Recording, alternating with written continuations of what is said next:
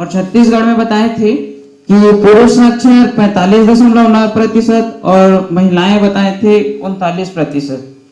तो मुझे लगता है साक्षर और शिक्षित बहुत अंतर है। साक्षर मतलब ये जो गणना बताए थे वो 2011 की जनगणना के हिसाब से बताए थे। साक्षर का मतलब है गांव में जाते हैं जनगणना के लिए, साक्षर मतलब वो उनको पूछते हैं कि कितना तक पढ़े हो, तो हाँ नाम लिखने आता है, तो हाँ तो उसको साक्षर मान लिया जाता है। जबकि साक्षर इसको मतलब ज्यादातर गए पढ़े हो, हाँ तो कितने तक पढ़े, नाम वाम लिखना आ जाता है, कुछ पढ़ना आ जाता है, तो हाँ उसको साक्षर की गिनती में मान लिया जाता है। मुझे लगता है कि हमें साक्षर और शिक्षित को अलग करना चाहिए। हम अभी के डेट में हम फाइनल कर रहे हैं, मतलब जिनका फाइनल कंप्लीट हो गए हैं उनकी स्थिति देखें, उनका भी मतलब जो भी अनुसूची है या जो भी अधिकार है, जो भी खास करके जो जमीन जायदाद वाला कागजात है, उसमें तो जितने भी भाषाएं लिखी रहती है वो उर्दू में लिखी रहती है। जितनी भी भाषाएं लिखी रहती है, जो भी उसमें जो ये अधिकार वगैरह के बारे में लिखा रहता है या भी जो भी जानकारी जमीन वगैरह के बारे में दिया जाता है वो तो उर्दू में लिखी रहती है। और जो बहुत कम पढ़े लिखे हैं, जो साक्षर मानते हैं, उन लोग उस भाषा को कैसे समझ पाएंगे?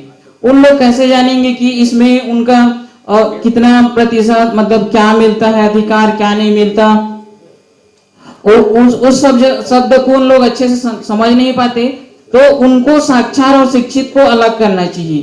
जो पूरे भारत में और छत्तीसगढ़ में जो अनुसूचित जनजाति की जनसंख्या है उसमें साक्षर मतलब या तो जो 12वीं पास से कम पढ़े उसको साक्षर माने, और जो 12वीं से अलग पढ़े उसको शिक्षित माने। उसके हिसाब से हमको देखना चाहिए कि कितना पढ़े। जो 12वीं से कम है उसको तो सिर्फ साक्षर मतलब नाम लिखना आता है ऐसे मानना चाहिए, और जो 12वीं के बाद जितने पढ़े हैं उसको शिक्षित मानना चाहिए। खास करके जो जितने भी हम अधिकार की बात कर रहे हैं उन तक तो सारी अधिकार की जानकारी एक तो पहुंच भी नहीं पाती, और पहुंचे भी तो बहुत सारे शब्द उर्दू में लिखी रहती है, तो उसको भी पढ़ने में परेशानी होती है। और मैं चाहता हूं कि हमें कम से कम जितने लोग यहाँ आए हैं, मतलब जितने लोग कार्यशाला में भाग लें 150, उसमें से कम 150 लोग हैं लगभग, उनको तो कम से कम जितने भी 5वीं अनुसूची और 6वीं अनुसूची में जितने भी अधिकार हैं उसका पूरा डिटेल दिया जाए, ताकि हम भी कह सकें कि इस अनुसूची में यहाँ पे ऐसा लिखा है।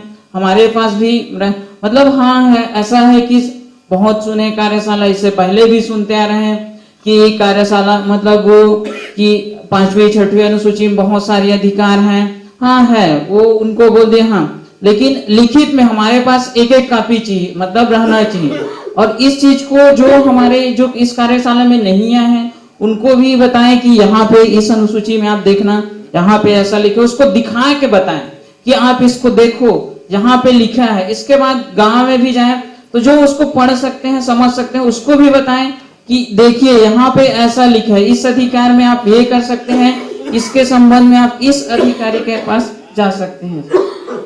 ठीक चित्रा यहाँ बैठी हुई है, इनमें से किसी के विचार है?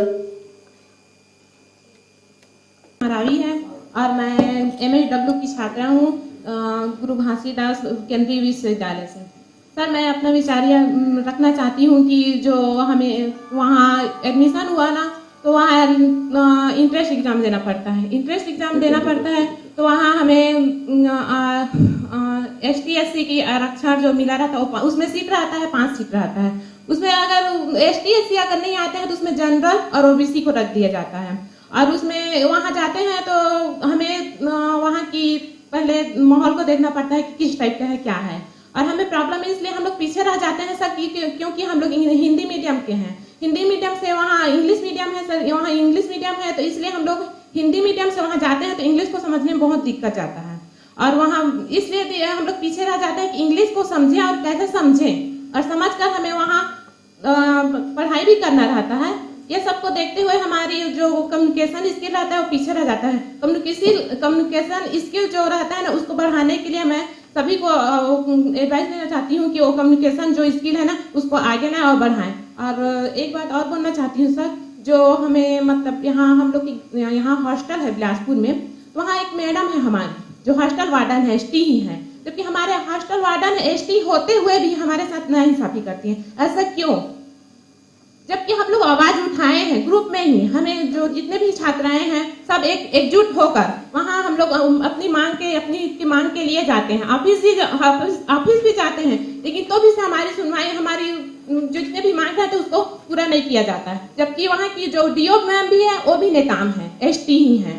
तो यहाँ तक कि वो जो नेताम मैम है वो भी बोलती हैं कि मेरा प्रोसेस मुख्यमंत्री तक है करके। और जितने भी बार जाते हैं हमारी जो प्रॉब्लम रहती है उनको लेकर जाते हैं, लेकिन प्रॉब्लम रहते हुए भी प्रॉब्लम है, लेकिन वो कभी आज तक भी नहीं पूछी है कि हमारी क्या प्रॉब्लम है। किसी का तबियत भी खराब होता है तो देखने भी नहीं आती। ऐसा क्यों? जबकि वो कास्ट की ही है तो भी ऐसा नहीं। जिले से आरक्षण की बात यहाँ बहुत चल रही है।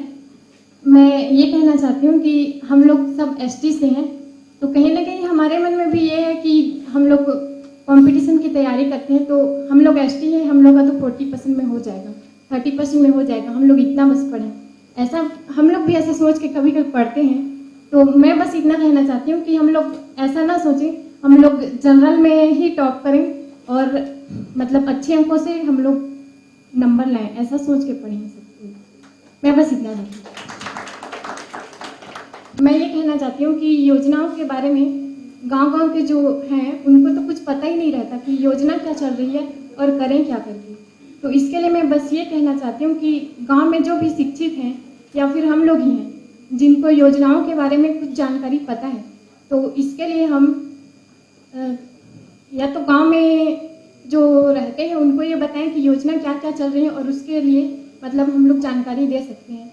और इसके अलावा हम वहाँ पे कुछ समिति भी बनाया जा सकता है जिसमें गांव के लोगों से ही मतलब सदस्य चुने जा सकते हैं और वो योजनाओं के बारे में कुछ बताएं, मतलब गांव वालों। कुंतला पाटिल, अभी आज जो युवा जनजाति, ऐसा प्रयास हमारा होना चाहिए क्या? पढ़ाई करी हूँ गाइडेंस एंड काउंसलिंग। जैसे कि कल के सत्र में हमने जाना कि विभिन्न तरह से विभिन्न प्रकार के जो विशेषज्ञों के माध्यम से विभिन्न विषय के बारे में और चर्चाएं जो हुई उसके अंतर्गत ये समझ में आया सभी समस्याओं का एक ही समाधान है कि अगर हम ये पढ़े कि जैसे कि अभी चर्चाएं चल रही थी, दीदी ने अभी सरल दीदी ने बहुत ही सटीक से बताया कि हम लोग का जो भी समस्याएं होता है उसका समाधान हम संगठन के माध्यम से मिलजुल करके कर तो सकते हैं, लेकिन उसके लिए अपने आप को बहुत ही संघर्षशील बना करके एक तरह से मिलजुल करके बहुत ही बड़ी संघर्ष लड़ना होगा। और इसके लिए जनजातीय समूह की अगर हम अपनी बात कहें तो अपनी बात में एसटी वर्ग की अगर कोई लड़की हो या फिर कोई लड़का हो तो उनको आगे चल करके बहुत बड़ी एक कदम उठाना पड़ेगा। और कदम उठाने के लिए जनजातियों को बहुत बड़ी एक प्रेरणा स्रोत है। अगर कोई यहाँ तक की पहुंचा है तो वो अपने लिए सोच रहे हैं, साथ में समाज के विकास के लिए सोच रहे हैं। तो अगर हम समाज के विकास के लिए सोचते हैं और इसलिए हम यहाँ तक की कदम अपने बढ़ाए हैं तो इसका तात्पर्य यही जाता है कि हम जो भी चीज यहाँ पर महसूस कर रहे हैं उसको हम क्रियान्वयन, जैसे कि भविष्य ने बहुत अच्छे तरीके से बताया था कि आज भी हमारी संविधान जो कल के माध्यम से जानने का अवसर मिला कि बहुत ही अच्छे तरीके से सब कुछ पता है हमें, लेकिन उसके बावजूद भी क्रियान्वयन नहीं होने की वजह से हमें वो सब चीज अपने दायरे में रह करके सहना पड़ता है या फिर संघर्ष करके रहना पड़ता है। तो ये चीज जो कि रिलाइज हुआ कि हम सब चीज जानने के बावजूद भी एक तरह से ज्ञानवान होने के बावजूद भी अज्ञान की तरह हमको रहना पड़ता है। तो क्यों ऐसा किया जाता है? जैसे कि अभी एक आवाज मतलब हम लोग उठाए थे अपनी, जैसे कि हॉस्टल की समस्या के रूप में हम लोग अभी भी चल रही है, अभी खत्म हुई नहीं है बल्कि चल रही है। और जैसे कि वार्डन की समस्या के बारे में बताया था कि उनकी समस्या, साथ में जो हमारे अधिकारी वो भी एसटी हैं, आदिवासी हैं, उसके बावजूद भी हमको इस समस्या से अभी भी समाधान नहीं मिला है। तो इसका तात्पर्य ये है कि हम किसके पास जाएं, किसके पास अपनी समस्या का समाधान की मतलब एक तरह से आवाज बताएं उनको या फिर अपनी समस्या का समाधान कहने के लिए कहें, क्योंकि इस तरह से ये तो चली रही है। और ये में अगर हम कहें कि अपनी समस्याओं का समाधान हम अगर चाहते हैं तो किनके पास से सवाल करें? तो जाहिर सी बात होती है कि समाधान हमको मिल नहीं पाती है, जिसकी वजह से हम ही को मिसगाइड नहीं होते हैं बल्कि उसके बाद समस्याओं में उलझे रहते हैं। तो यहाँ पर अगर हम कहें तो बहुत ही अच्छे तरीके से ये बहुत बड़ी प्रेरणा स्रोत है और जहाँ पर हर एक युवक को बहुत बड़ी संघर्षशील अपने आप को बनाना पड़ेगा और हर क्षेत्र में आगे कदम बढ़ाना पड़ेगा। और वैसे की बात कहना चाहूंगी कि हो गई है पीर परवसी, अब तो बदलनी चाहिए और बदलनी होगी। और आज हम यह जनजाति जो कि गोट वाले वार्तालाप में बैठे हैं, तो यहाँ से इस जनजाति समाज की फिर समुदाय की एक दिशा और एक गाथा और एक विकास बदलनी चाहिए। Thank you. बहुत बढ़िया, बहुत बढ़िया। जगत है, मैं महासमुंद से। हम लोग एडवाइस देते हैं कि अच्छा क्रिकेट खेलें, अच्छा जूता लें, अच्छा कई प्रकार की सलाह है जो हम लोग देते रहते हैं, लेकिन शिक्षा के बारे में हम लोग सलाह दे नहीं पाते हैं। तो हम लोग क्या है, एडवाइस हर प्रकार के देते हैं, लेकिन शिक्षा के क्षेत्र में एडवाइस नहीं दे पाते। तो गांव-गांव में हम युवा जो बैठे हैं अभी पूरे 150 आए हुए हैं, तो हर गांव में जाना है हम लोगों को। और अपने क्षेत्र है जो अपने क्षेत्र आसपास के 10 गांव है, 20 गांव है, अभी प्रधानमंत्री ने गांव को स्वच्छ बनाने के लिए अपना गोद लिया है। उसी प्रकार से हम लोग को टारगेट करना चाहिए कि अपने आसपास के जो 10 गांव 20 गांव है उसको तो हम लोग पहले जाके बताएं। नियम अधुनियम जो ग्राम सभा मीटिंग होता है गांव में, उसके बारे में ग्रामीणों को मालूम ही नहीं रहता है कि ग्राम सभा मीटिंग होता है। उस दिन जब उस बैठक होती है उसमें गांव के लोग शरीक ही नहीं होते हैं। सरपंच, उप सरपंच और पंच 2-4 लोग जाके ये जो होता है जो भी योजना लागू करते हैं अभी आप कर लेते हैं, और जो कागज रहता है उसमें जो सिग्नेचर गांव में जाके घुमा देते हैं और ऐसी ही सिग्नेचर ले लेते हैं। तो उसमें क्या है, ये सब बहुत सारी योजना है उसको बता रहे हैं। तो ये हम लोग कैसे बता सकते हैं योजनाओं के बारे में, सब के बारे में बताने के लिए तो अपने आसपास के जितने भी गांव होते हैं उसको लेंगे हम लोग, और हम युवा जाके ही ये सब कर सकते हैं। तो जितने भी आए हैं वो आसपास के गांव को लें और जाके समझाएं और उसको बताएं। ठीक है, धन्यवाद। तो इस पर भी हमारे विचार आने चाहिए कि हमारा मत क्या है, हम अपनी संस्कृति पर कितनी आस्था रखते हैं, हमारी परंपरा कैसी है। सबसे पहले मैं जोशी सर को तो धन्यवाद देना चाहती हूँ जो इतना बड़ा राष्ट्रीय कार्यशाला जनजाति गोट का आयोजन रखा है, जो हमको इसके बारे में जानकारी मिली। इसके बारे में कुछ भी जानकारी नहीं था। तो मैं यही कहूँगी, कल युवा गोट को सुनकर मेरे मन में विचार आया कि ट्राइबल एरिया के लोगों का प्रतियोगी परीक्षा में पीछे होने का मुख्य कारण उनको सही समय पर मार्गदर्शन नहीं मिल पाता है। एक वो जो पिस्ता डोसा खाने वाला, एक वो जो कोदो कूट की खाकर पेट पर सफी कर एक कलेक्टर बनने का बराबरी करता है। और ट्राइबल एरिया के बच्चों को सही में सही दिशा में जानकारी नहीं मिल पाती, इसलिए वो पीछे रहते हैं। और जो एक वो जो बड़े शहर में पीएससी की कोचिंग करते हैं, वो तो पर्वत पठार को पुस्तकों में पढ़ते हैं उन लोग, बल्कि हम लोग जनजाति लोग तो पर्वत पठार पर खेले कूदे रहते हैं, हर चीज की अनुभव रहती है। तो हमको सही दिशा सही समय में मिलना चाहिए और सही उम्र पे उसी स्थान पर पहुंचना चाहिए। बस यही कहना चाहूंगी। धन्यवाद। धन्यवाद। एक है कि हम कितना विकास करें, जब हम अपने जो शिक्षा क्षेत्र को मजबूत नहीं रखेंगे तो विकास जो बोलते हैं वो खोखलापन होगा। जैसे कि गांव में जो पहली से लेकर 5वीं का जो शिक्षा होता है, कहना चाहिए कि एक कच्चे मिट्टी के समान है, जिसको हम जिस तरीका से गमला बनाए तो गमला बन जाए से मटका, उसी प्रकार से बच्चे लोग का मन को ठीक करना है। मतलब गांव में जो पहले से 5वीं क्लास के शिक्षक जो आते हैं उनका जो निम्न स्थिति में बता रहा हूँ। अभी मैं न्यूज में देख रहा था कि जो है मध्य प्रदेश में एक जगह जाते हैं न्यूज वाले और उनको बोलते हैं कि आप 1 और 2 का स्पेलिंग बताओ, तो उन लोग क्या लिखते हैं, VAN और 2 का TO लिखते हैं। तो ऐसी यदि हमारे शिक्षक का स्थिति रहेगा तो बच्चे लोग का क्या स्थिति होगा। इसका सुझाव यह है कि हम गांव में जो शिक्षित लोग हैं, चाहे हम 12वीं पास किए हैं चाहे 8वीं पास किए हैं, हम जो एक राजनीतिक संगठन से दूर हटके, सरपंच से दूर हटके हम जो है निगरानी समिति बना के स्कूल का निगरानी करनी चाहिए। भाई आप 9 से 3 अच्छा से ड्यूटी दे दीजिए, नहीं यहाँ पर टाइम पास करोगे तो हम आपका टाइम पास करवा सकते हैं जिंदगी भर के, ऐसे उनको बोलना चाहिए।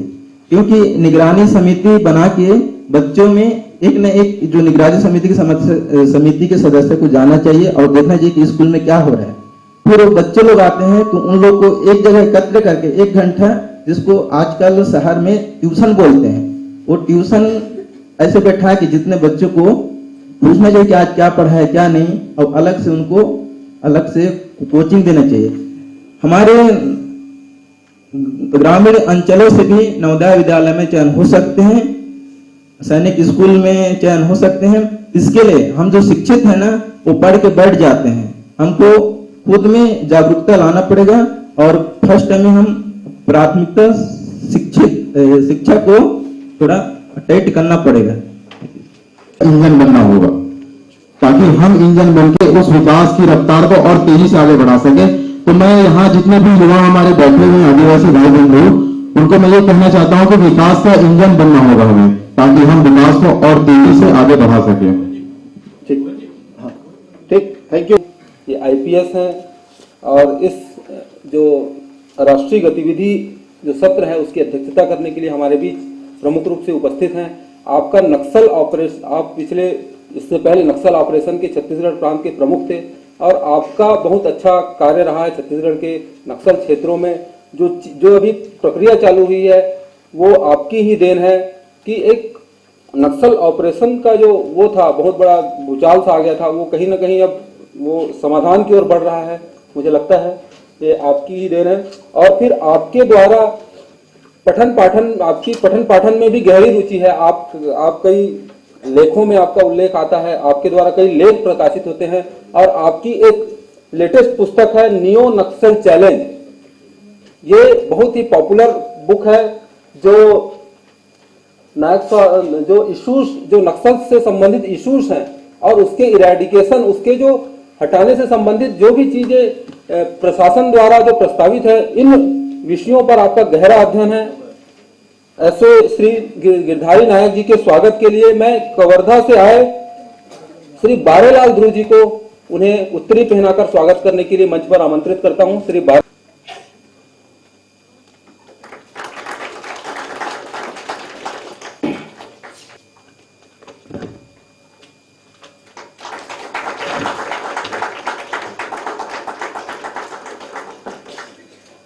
सदानंद दाते जी पधारे हैं। विशेष रूप से वह आईपीएस हैं, उनका छोटा सा परिचय हमको प्राप्त हुआ है, मैं पढ़ना चाहता हूं माननीय दाते जी की अनुमति से।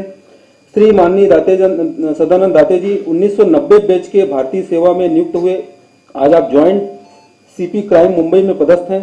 2005-6 में आपने यूएसए में जांच और अभियोग के क्रिमिनल केस का अध्ययन किया है। पुलिस सेवा में आपने कई बड़े पदों में सेवाएं दी, जिसमें से मुख्य है 1998-2001 में मुंबई शहर के पुलिस डिप्टी कमिश्नर रहे। 2010-12 में आपने आईजीपी फोर्स 1 में काम किया और 2012 से अब तक आप ज्वाइंट सीपी नियम कानून मुंबई में पदस्थ हैं। आपकी उपलब्धियों की श्रृंखला आपके कर्मठ निष्ठा अतुल्य सेवाओं का प्रतीक है। 2009 में महाराष्ट्र शासन द्वारा आपको महात्मा गांधी शांति और समन्वय पुरस्कार से नवाजा गया। 26/11/2008 मुंबई आतंकी हमला में आपको राष्ट्रपति द्वारा प्रेसिडेंट पुलिस मेडल से सम्मानित किया गया और 2013 में आपको पराक्रम पद मिला।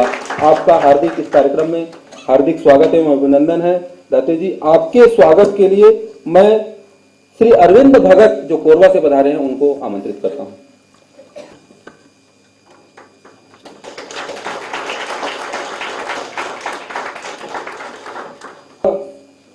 हम इस कड़ी को आगे बढ़ाते हुए मैं सर्वप्रथम श्री लक्ष्मण सिंह मरकाम जी जो आईएएस हैं, वो मैनेजर हैं नेवल एकेडमी में, उनको बुलाने से पहले मैं यहाँ पे एक और छोटा सा बात रखना चाहता हूँ। इस सत्र में हमारे बीच में प्रमुख रूप से हमारे vice chancellor doctor Sachidanand Joshi ji, Shri Dhananjay ji, Shri Ramesh Tawadkar ji, ये सभी प्रमुख रूप से उपस्थित हैं।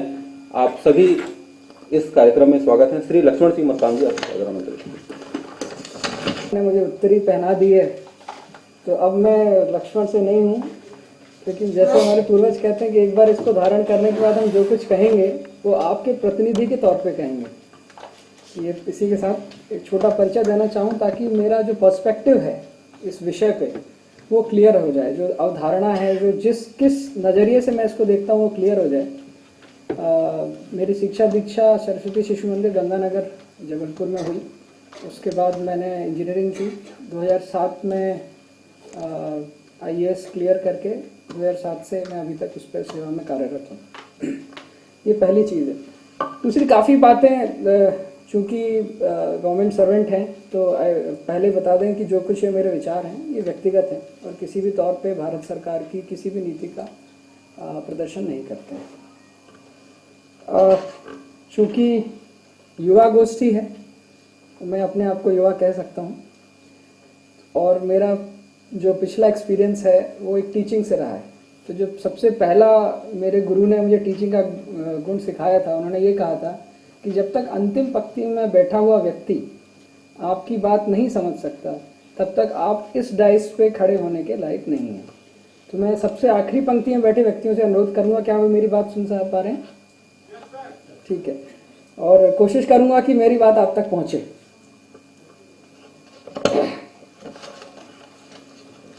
काफ़ी प्रबुद्ध जन बैठे हैं, इनके सामने मैं कुछ कहूँगा तो ये सूरज को आईना दिखाने वाली बात होगी, लेकिन जैसा कि कल की कार्यशाला में भी बात कही गई थी कि हमारे बारे में बहुत कुछ कहा गया है मगर वो हमने नहीं कहा है।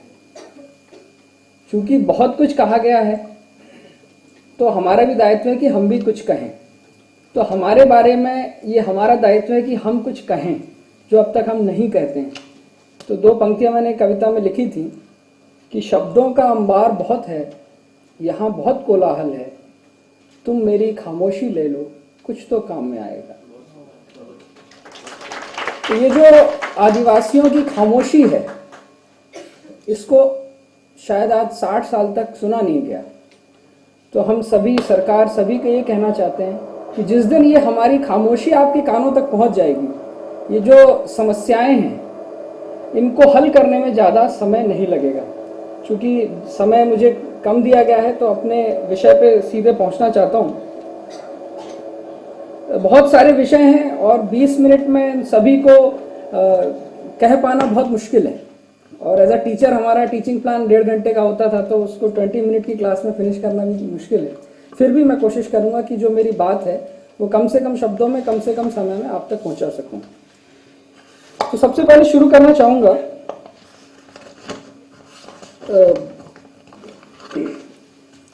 जो कल एक बहुत अच्छा विषय था आस्था और बहुत सारे विषय से। तो सबसे पहले आस्था से ही शुरू करूंगा। मुझसे कई लोग पूछते हैं ट्राइबल एनिमिस्ट हैं, ये हैं, वो हैं, और सरकारी नौकरी के द्वारा मुझे ये सौभाग्य प्राप्त हुआ कि मैंने पूरा भारत दर्शन जो एक ऑफिसर को करवाया जाता है उसमें पूरे भारत का मुझे अवसर मिला देखने का, विभिन्न अंचलों में जाने का मौका मिला। क्योंकि मेरे पिताजी भारतीय भूवैज्ञानिक सर्वेक्षण में थे तो हमारा बचपन इन्हीं नक्सल प्रभावित क्षेत्रों में उन्हीं लोगों के बीच में गुजरा जो कि आज बहुत ही अफेक्टेड एरियाज हैं। तो हमें तो इस क्षेत्र में कभी ऐसा कुछ लगा नहीं। लेकिन सबसे पहले मैं शुरू करना चाहूंगा आस्था के प्रश्न पे। मेरी आस्था क्या है, एक युवा जनजातीय व्यक्ति की क्या आस्था है? तो उस आस्था को मैं जोड़ना चाहूंगा गीता के 2 अध्याय के 31वें श्लोक से, जो कहता है स्वधर्मपि चावेच्छ ना विकम पितु मर्हसि धर्मयादि युद्धाच्छेदयो अन्य क्षत्रियस्य ना विद्यते। ये मेरी आस्था है। मेरी आस्था ये कहती है कि सभी आदिवासी क्षत्रिय हैं, सभी का धर्म है, जो हमारी प्रकृति है, मातृ है, उसकी रक्षा करना है। इसका अर्थ मैं बताऊं, यू आर अ वॉरियर, आप एक योद्धा हैं, and your duty therefore is to fight, इसलिए आपका कर्तव्य है युद्ध करना। And there can be nothing more righteous for a warrior than to fight for justice and dharma. ये गीता के 2 अध्याय का 31वां श्लोक है। ये किसके लिए कहा गया है? ये हम आप जैसे उन लोगों के लिए कहा गया है जो धर्म और जस्टिस में विश्वास रखते हैं। और इस श्लोक से अगर मैं सिर्फ 5 शब्दों को निकालूं तो वो 5 शब्द हैं। पहला वॉरियर, दूसरा शब्द है ड्यूटी, तीसरा शब्द है फाइट, चौथा शब्द है जस्टिस और 5वां शब्द है धर्म। अगर संक्षिप्त में कहा जाए, आज की जो समस्या है ये सिर्फ 5 शब्दों के इर्द गिर्द है। गीता जिसको हम बोलते हैं ये लॉज हैं। इन 5 शब्दों के इर्द गिर्द बहुत सारी थ्योरीज बनाई जाती हैं, तो लॉज जो होते हैं वो गूढ़ होते हैं, वो बदले नहीं जाते। थ्योरीज जो होती हैं वो हाइपोथेसिस हो सकती हैं, वो प्रैक्टिकल हो सकती हैं, वो इम्प्रैक्टिकल हो सकती हैं, they can be anything, they can be changed, they are dynamic, but laws are constant. तो जो मेरी आस्था है कि किसी ट्राइबल्स के लिए ये आस्था है, ये 5 शब्द, we are a warrior, we perform our duty always, we fight for justice and dharma. ये हमारे 10,000 20,000 सालों के जो उसके अंदर ये छुपा हुआ है।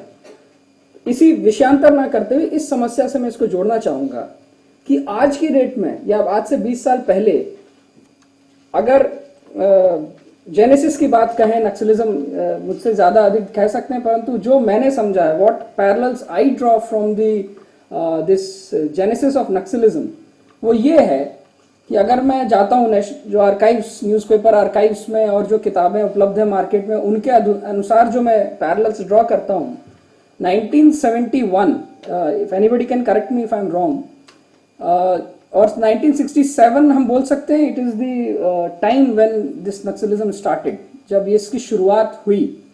अब वो समय हम कह सकते हैं कि कुछ वेस्ट बंगाल में कुछ थ्योरीज थे जो कि सो कॉल्ड माओइस्ट या कह सकते हैं लेनिन से प्रभावित सोशलिस्ट वो थे, तो उनके प्रादुर्भाव में ये चीज शुरुआत हुई। वो समय ऐसा था कि कॉन्स्टिट्यूएंट असेंबली, हम एक डायलेमा में थे कि भारत एक सोशलिस्ट कंट्री है कि सोशलिस्टिक पैटर्न ऑफ सोसाइटी है, और रिसोर्सेज का इक्वल डिस्ट्रीब्यूशन, ये सारा एक कह सकते हैं कि इंडियन कॉन्स्टिट्यूएंसी और जो सब डोलड्रम्स में थे।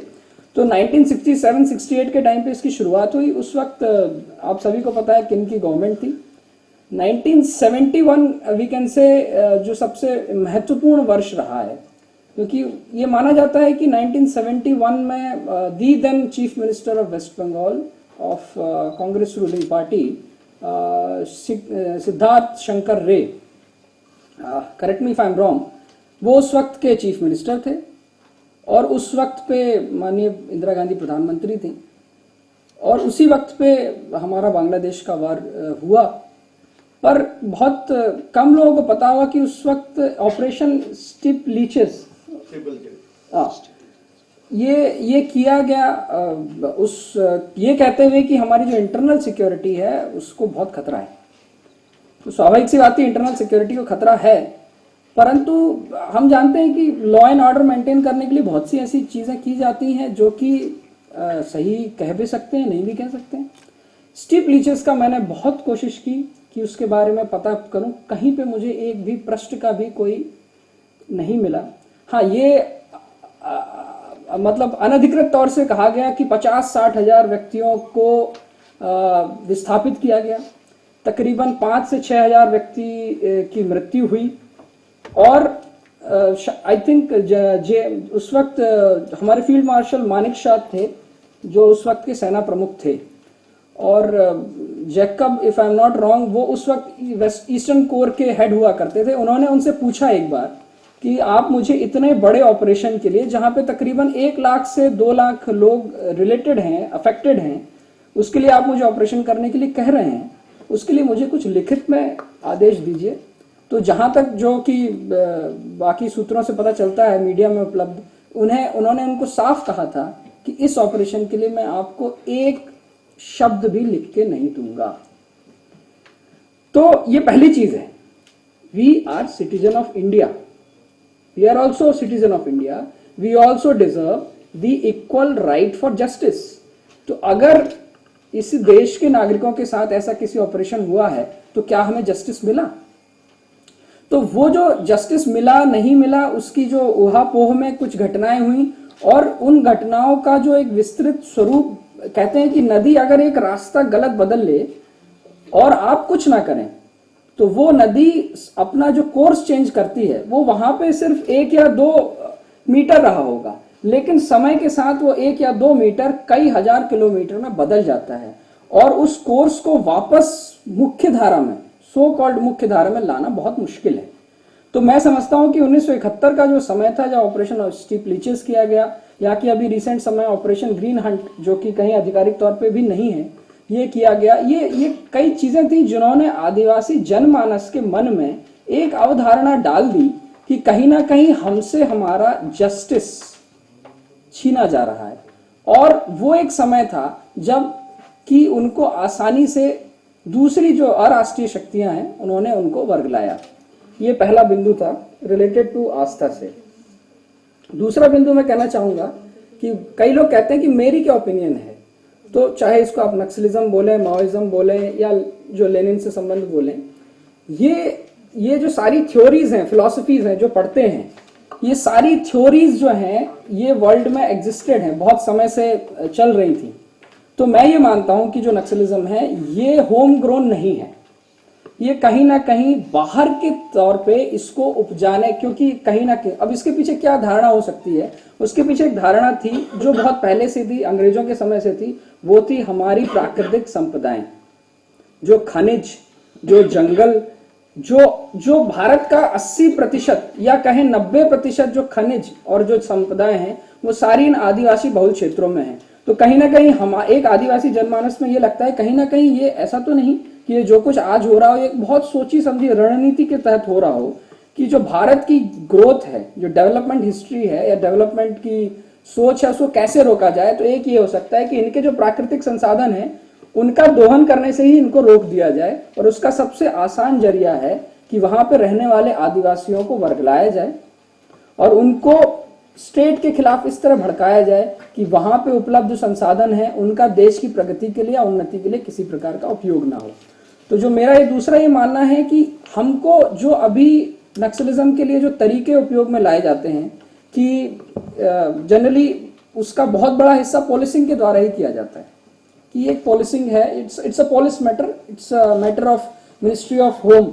बट मुझे ऐसा लगता है कहीं ना कहीं ये matter of, it is not the matter of only Ministry of Home, it is matter of Ministry of Foreign Affairs, it is the matter of Ministry of Mines, it is the matter of Ministry of Finance, it is the matter of Ministry of Commerce। तो ये एक या दो मंत्रालयों की बात नहीं है, इसमें तकरीबन 20 मंत्रालय हैं जिनके साथ मिल बैठकर पॉलिसी का निर्धारण किया जाए। मैं कल भी मैंने कहा कि मैं जब शहर में घुसा और मैंने वेदांता का एक बहुत बड़ा पोस्टर देखा, वी वेलकम यू, तो मुझे एक बड़ा एक सटायर लगा कि they are welcoming us in our own land, in our own land Vedanta is welcoming us. तो मैंने एक थ्रेड निकाला, अभी कुछ दिन पहले ईस्टर्न यूरोप के एक चर्च ने वेदांता को बहुत सारे कॉर्पस फंड दिया था, वो fund they have withdrawn from Vedanta. And what reason they have given, उन्होंने क्या कारण कहा है कि आप वहां के लोगों को जो अधिकार मिलने चाहिए थे वो अधिकार आप नहीं दिला पा रहे हो, इसीलिए हम आपसे एक कॉर्पस फंड हटा लेते हैं। तो बताइए एक चर्च ऐसे कौन से अधिकारों की बात कर रहा था जो वहां पे वेदांता उनको नहीं दे पा रहा था। तो मुझे हमेशा लगता है कि ये आर्टिकल 25 कहता है कि जी हाँ बिल्कुल हर व्यक्ति को धार्मिक स्वतंत्रता है, परंतु मेरा सवाल ये है, उसमें एक शब्द और जोड़ा है कि ये धार्मिक स्वतंत्रता किसी अल्यूरमेंट पे ना हो।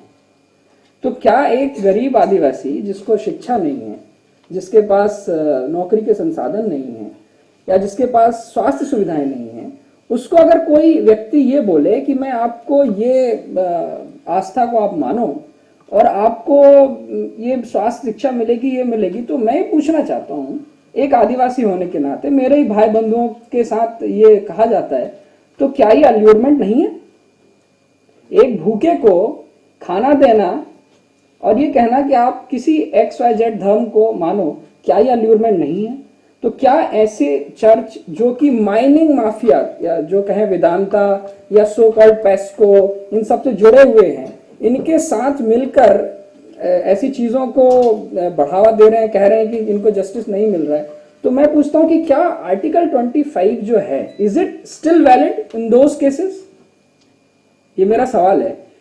टीवी में देखा भी कुछ उसमें चल रहा था कि बहुत विवाद हो रहा है कि इनको इस मत से उस मत में किया जा रहा है। तो मैं फिर पूछता हूं कि एज अ नक्सलिज्म का जो इफेक्टेड है, एज अ ट्राइबल, जो हम कहते हैं कि धर्म, तो क्या ये जो अल्यूरमेंट है इस पे हमें प्रश्न चिन्ह लगाना चाहिए? आप लोग क्या सोचते हैं, अंतिम पंक्ति में बैठे हुए लोग? चलिए, तो ये एक ये बिंदु है। दूसरा बिंदु जो मैं रखना चाहता हूं वो रिलेटेड है कि कब तक ये पुलिसिंग करेंगे हम, कब तक Manila concept, doctrine of Manila for removal of Naxalism, combing operations, remove them from their habitat, उनकी जो वहां से हटा दें, so that policing can be easy, ताकि जो इंफॉर्मेशन गैदरिंग है ये आसान हो, ताकि we can crack down the उसको नक्सलिज्म। कब तक, हाउ लॉन्ग? जो मेरा मानना है, what government of India is doing, we are doing only fire fighting. आज यहां आग लगी है, ये आग बुझा दो, कल वहां आग लगेगी, वो आग बुझा दो, परसों वहां लगेगी। कितने दिन तक हम ये आग बुझाएंगे? क्या हम कभी प्रश्न पूछेंगे कि आग लगने का कारण क्या है? क्या हम उस जड़ पे जाएंगे कि आग क्यों लग रही है? क्या हम उस जड़ पे जाएंगे कि क्यों हमें आवश्यकता पड़ रही है इस आग को बुझाने की? तो मैं समझता हूं कि यहाँ पे जो एक मेन आता है, जो कॉन्सेप्ट आता है, वो है हमारे कॉन्स्टिट्यूशन में। हमारे कॉन्स्टिट्यूशन ने directive principle of state policies बनाए, इसीलिए बनाए कि आप जो नीतियां बनाते हैं वो इस तरह की हों कि जो हमारी स्टेट है वो एक वेलफेयर स्टेट बने, ना कि पुलिस स्टेट बने, जो कि अभी नक्सलाइट एरियाज में हो रहा है। Our state is a police state. अब अगर मैं ऐसे ही मेरे एक सौभाग्य मुझे प्राप्त हुआ, मैं एक काफी आदिवासी जो कि मेरे स्टेशन में एक सिविल वर्कर का काम कर रहा था, तो मैंने उससे पूछा कहाँ के हो, तो उसने बताया कि बेलाडीला बस्तर के आसपास से कहीं है। 3000 लोग वहां से बंबई आते हैं सिविल कंस्ट्रक्शन काम के लिए। तो उससे ऐसी चर्चा मैंने पूछी, तो वैसे ही पूछा मैंने क्या है, तो क्यों आप लोग का ऐसा वैसा क्या कर रहे हो, अपनी लैंग्वेज में ही पूछा उसको। तो उससे जो बातों में मुझे समझ में आया वो आपका गूढ़ आपके सामने रखता हूं। सबसे पहली चीज है, आप बात करते हैं जस्टिस की। आप किसी भी गांव के आदमी से पूछिए कि क्या आर्टिकल 376 उसको पता है? कोई भी आर्टिकल, आईपीसी, सीआरपीसी, कॉन्स्टिट्यूशन, क्या उसको पता है? तो जस्टिस क्या होता है? जस्टिस होता है कि अगर मेरे साथ कोई खराब व्यवहार या कुछ हुआ है तो मुझे लगे कि जिस व्यक्ति ने ये किया है उसके साथ जस्टिस किया गया है स्टेट के द्वारा, हमारे केस में जो हमारा राज्य है उसके द्वारा। लेकिन जो व्यक्ति जो ये नहीं जानता आईपीसी क्या होती है, जो ये नहीं जानता सीआरपीसी क्या होती है, जिसको ये नहीं पता कि कोई कॉन्स्टिट्यूशन जैसी कोई चीज है हमारे देश में जो कि उनको एक अधिकार देती है कि आप भी इस देश के सिटीजन हैं, उस व्यक्ति से आप क्या एक्सपेक्ट करते हैं? आप कहते हैं जस्टिस होगा। जो रिसेंटली है, अभी टाइम्स ऑफ इंडिया का एक रिसेंट सीरीज स्टार्ट हुई है और हिंदुस्तान टाइम्स में की है, though there ladies are available in the forum but I should not use that term, but still they are covering. एक नई सीरीज उन्होंने की है जो नक्सलाइट अफेक्टेड एरिया में जो रेप विक्टिम्स हैं उनके साथ क्या व्यवहार किया जाता है। तो सबसे पहले जब उसमें जो सीरीज में पढ़ रहा था एचटी की, उसमें यह कहा गया कि अगर मान लीजिए सुदूर नक्सलाइट एरिया में, सुदूर अंदर एरिया में किसी एक लेडी के साथ किसी एक्स एलियन ने रेप किया, तो सबसे पहला काम क्या है? सबसे जरूरी चीज क्या है? अगर कोई क्राइम हुआ है तो इट शुड बी रिपोर्टेड। तो वो पहली चीज ये है कि वो रिपोर्ट करने कहां से आएंगे, कहां जाएंगे? सबसे पहले थाने में। थाना कहाँ है? तकरीबन 100, 200, 300 किलोमीटर दूर, ना कोई साधन है ना कुछ है। तो सबसे पहली चीज जो है रिपोर्टिंग खत्म हो जाएगी। दूसरी चीज एविडेंस कलेक्शन। जहां पे अस्पताल नहीं है, जिन्हें ये नहीं पता कि सीरिंज क्या होती है और गोली क्या होती है, जिन्होंने जीवन में ऐसी कोई चीजें देखी नहीं है, आप उनसे बोलें कि उस स्वास्थ्य केंद्र पे evidence will be collected for a crime, तो मुझे नहीं लगता कि बहुत हद तक संभव है। तो जब क्राइम होगा, उसकी रिपोर्टिंग नहीं होगी, उसका एविडेंस कलेक्शन नहीं होगा, उस चीज को कोर्ट में आप जाके डिफेंड नहीं कर पाएंगे, तो कहां से सिद्ध होता है कि हम उस व्यक्ति को जस्टिस दे पाएंगे? हमें लगता है किसी का मर्डर होता है या कुछ चीजें होती हैं, किसी भी तरह की दुर्घटनाएं होती हैं, एक तो एक बड़ा एक अरुंधति राय ने एक रिसेंटली एक आर्टिकल लिखा है वॉकिंग विद कॉमरेड, तो मैं उसको पढ़ रहा था, उसमें उन्होंने एक बात कही है कि उनसे पूछा गया पुलिस क्या है, तो बोले पुलिस का मतलब है जो सिविल वर्दी में रहते हैं वो पुलिस है, नक्सलाइट क्या है जो वर्दी पहनते हैं वो नक्सलाइट है, जेल क्या है, बोले जेल क्या है, बोले जो पुलिस है वो हमेशा जेल में रहती है अंदर, और बोले नक्सलाइट क्या है, बोले जो बाहर घूमते रहते हैं। तो आप उनको अगर जस्टिस बताएंगे कि इसको जेल होगी तो वे सोचेंगे यार जेल कैसे होगी, जेल तो खुला है। उसके लिए जेल क्या है, उसके लिए जेल वो है जो पुलिस वाले अंदर बैठते हैं नक्सलाइट अफेक्टेड एरिया में, जो सेफ गार्डेड कैंप्स में रहते हैं, that is a jail for him. क्योंकि खुला क्या होता है, खुला जहां मर्जी वहां जाना है, वो तो वो जेल थोड़ी है। जेल मतलब एक कन्फाइंड एरिया, जो restricted area, that is a jail.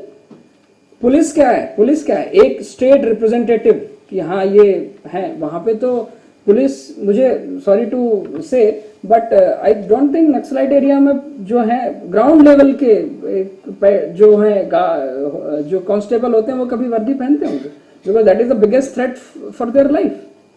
तो आप उन लोगों को जब आप जस्टिस की गारंटी नहीं दे सकते, तो फिर हम ये सारी चीजें, ये कि मुख्य धारा, I don't know what is मुख्य धारा, कोई मुझे बताए मुख्य धारा क्या है।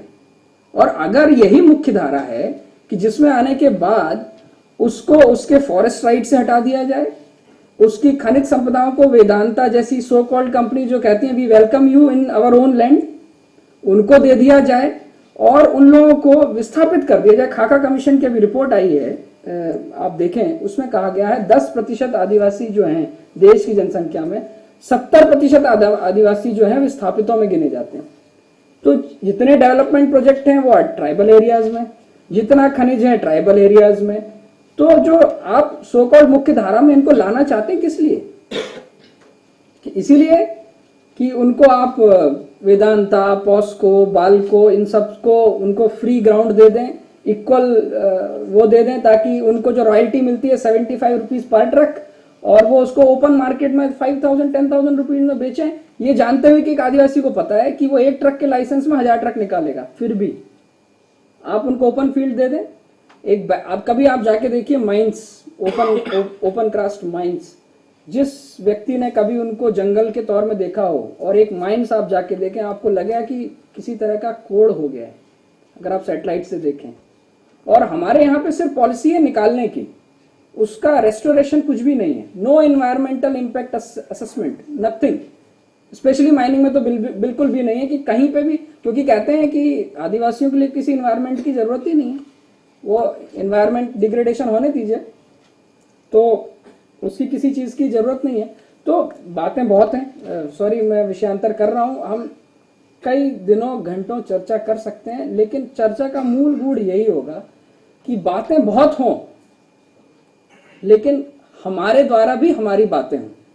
सबके द्वारा हमारी बातें तो बहुत हो रही हैं, 60 साल से हो रही हैं और अगले 60 साल होती रहेंगी, लेकिन हमारे द्वारा हमारी बात कब होगी, जिस दिन हमारे द्वारा हमारी बात होगी, हमारी जो एक खामोशी है ये वहां तक पहुंचेगी। तो ये तो था, ये एरिया में अपने थर्ड पार्ट में एंटर होना चाहता हूं, which is I am summarising, next 5 minute में फिनिश करूंगा कि व्हाट नेक्स्ट। मैं एक इंजीनियरिंग का स्टूडेंट हूं और हमें सबसे पहले समझाया जाता है what is the solution. You can explain problem 10 page में,